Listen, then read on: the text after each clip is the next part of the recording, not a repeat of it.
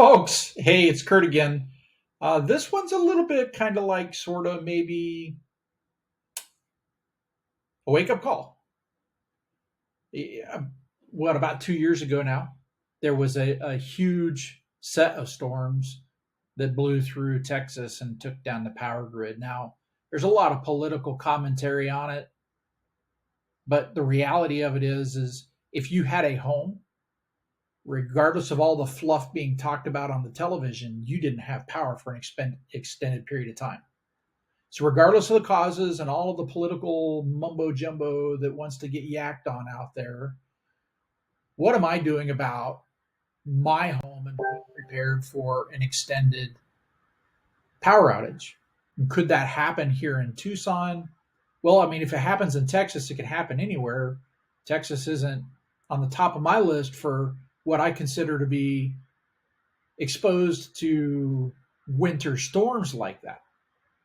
I mean, just a couple weeks ago, we had a pretty good set of storms. Well, yeah, I mean, we had snow all the way down in town, Broadway and Kolb on the ground here in Tucson just a couple weeks ago, and then a few weeks before that. So it's coming. So is solar a opportunity to like add a little bit to the preparedness? And I think the answer is yes. Uh, Depending on which way you look at it, there's two things that it might could help you out with. The first thing is I think most people won't spend the money on the batteries.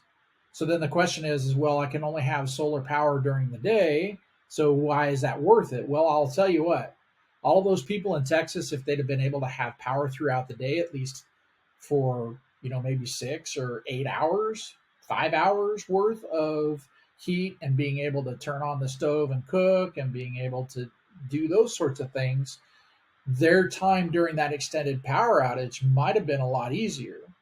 And then for the folks that have the money and want to spend the money and are a little bit more preparedness minded, the batteries, how would you like to be the only home in town or on your block in your neighborhood that has power, right?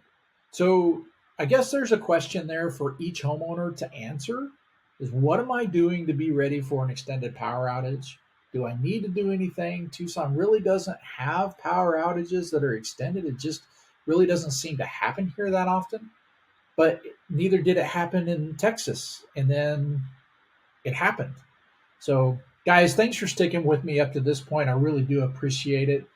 You know what? Maybe if you go and click on the email, you'll find a link to the discussion of the storm.